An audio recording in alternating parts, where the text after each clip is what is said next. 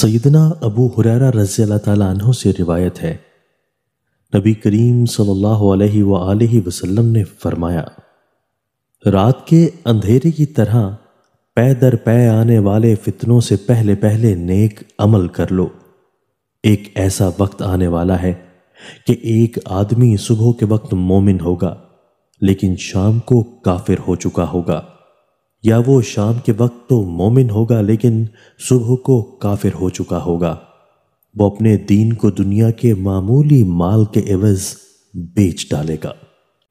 رسول اللہ صلی اللہ علیہ وآلہ وسلم نے فرمایا، جس شخص کے دل میں رائی کے دانہ کے برابر تکبر، گھمنڈ ہوگا، وہ جنت میں داخل نہیں ہوگا، اور جس شخص کے دل میں رائی کے دانہ کے برابر ایمان ہوگا، وہ جہنم میں نہیں داخل ہوگا۔